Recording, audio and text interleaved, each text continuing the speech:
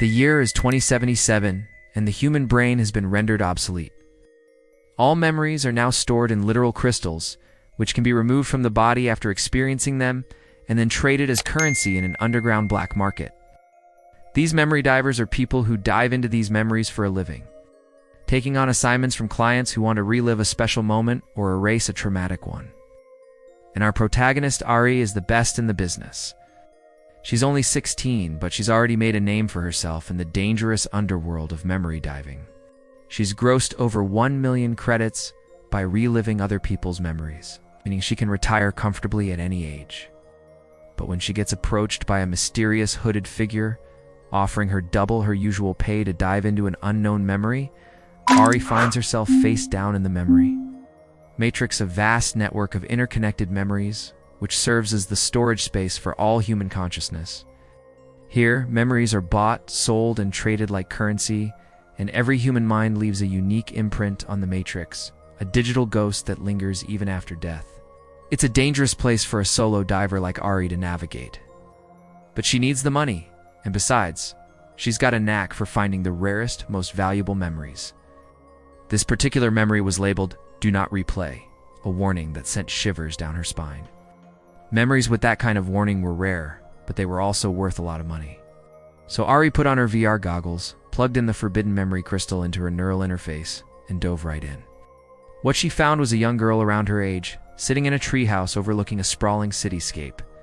This had to be the rarest kind of memory, one that belonged to a girl who was no longer alive. As she watched, the girl took a small crystal from a wooden box and held it up to the light, her face lighting up with wonder. It was the same kind of crystal that Ari was diving with, only smaller and simpler. She recognized the building below as her own childhood home, except it looked much different than it did now. It was almost as if she was reliving a memory from her own past, except she knew she'd never been there before. And the girl in the memory didn't seem to notice Ari's presence. Days turned into weeks as Ari became obsessed with the memory, spending all her time watching the girl grow up. She learned that her name was Lina, and she lived in the same house that Ari currently inhabited.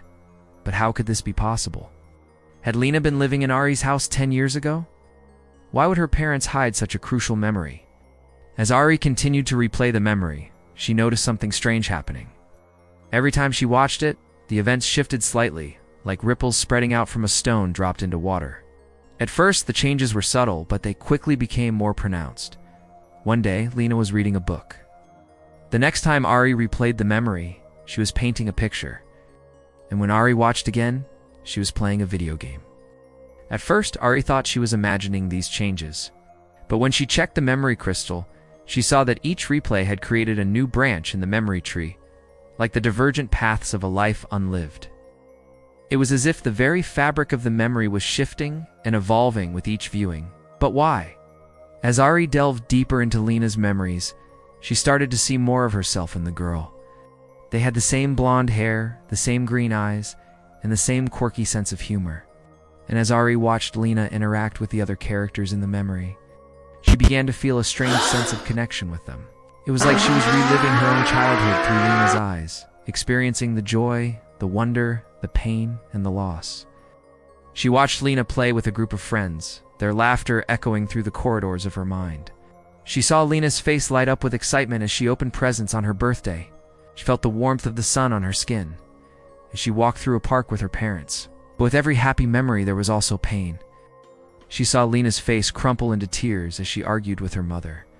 She felt the sting of rejection as Lina was left out of a group of friends. She witnessed the horror in Lina's eyes as she was chased through the woods by a shadowy figure. And finally, she watched in suspense as Lina disappeared. Each time Ari replayed the memory, she saw different aspects of Lina's personality and experiences. With each loop, Lina seemed more aware of Ari's presence, looking directly at her and smiling. In the last replay, Lina reached out to Ari and whispered, "I know you're there. Help me." And with that, the memory cut off, leaving Ari shaken to her core. Was Lina reaching out to her across the vast expanse of time and space? Or was Ari losing her mind? Determined to find out what happened to Lina, Ari continued to replay the memory, hoping to find a clue Do you think that could help her understand the mystery of the missing girl. As she delved deeper into the memory, she realized that she wasn't just reliving Lina's past, she was becoming a part of it. It was as if the memory itself was reaching out to her, trying to communicate something important. Suddenly, a memory fragment popped into Ari's head. She saw herself as a young girl holding Lina's hand while walking through the same park. But the memory was corrupted, filled with static and glitches, like a broken record skipping on a scratched vinyl. With a jolt, Ari realized that she wasn't just reliving Lina's memories, she was also accessing her own. But why? What was the connection between these two girls who had lived 10 years apart? As she continued to search for answers, Ari stumbled upon a hidden memory deep within the labyrinth of Lina's mind. It was a memory that Lina had clearly tried to bury, a dark and disturbing vision that revealed the truth about what had happened to her. In this memory, Lina was being chased through the woods by a shadowy figure. She ran with all her might, her heart pounding in her chest, but the figure was relentless. He pursued her deeper and deeper into the forest, his footsteps heavy and his breathing harsh. Then suddenly he lunged for her, and the memory ended abruptly. But this was no ordinary memory. As Ari delved deeper into it, she realized that it was alive, shifting and changing with each replay. And with each replay, Lina's pursuer grew closer, his face becoming more defined, his eyes burning with a sinister light. With a surge of adrenaline, Ari decided to follow the memory deeper. Determined to uncover the truth about Lina's disappearance, she had to find out who this man was and what he had done to Lina. But as she ventured further into the corrupted memory, she knew that she was in for a terrifying surprise. Suddenly, the memory lurched forward, pulling Ari along with it.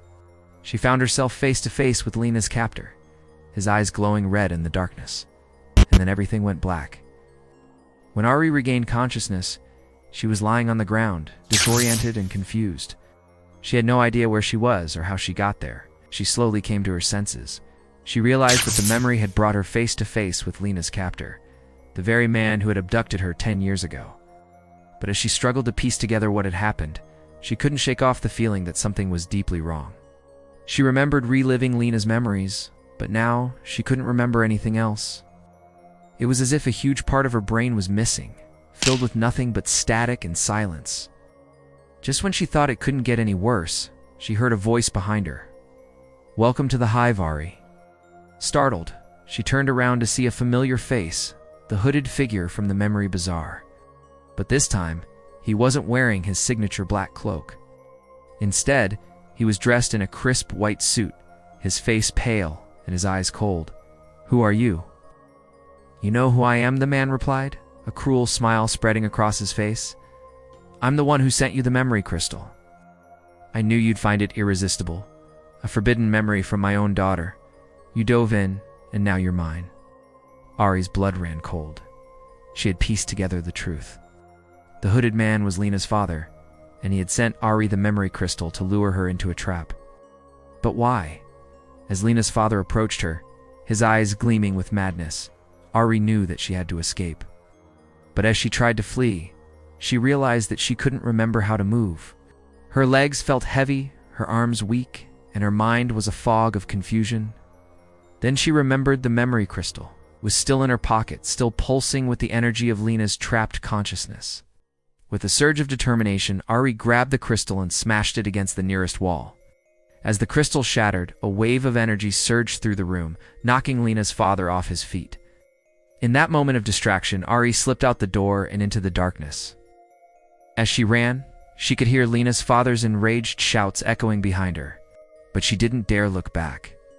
She knew that he was powerful and relentless, and she had to get away from him as fast as she could. Suddenly, she tripped over something and fell to the ground. Winded, she looked down and realized that she had stumbled upon another memory crystal, but this one was different. It was pulsing with a bright white light, and as she reached out to touch it, she felt a jolt of energy surge through her body. As the light faded, Ari realized that she was no longer in the same place. She was in a different part of the city, and the streets were bustling with life. People hurried past her, their faces illuminated by the neon lights of the towering skyscrapers. But as she took in her surroundings, she noticed something strange.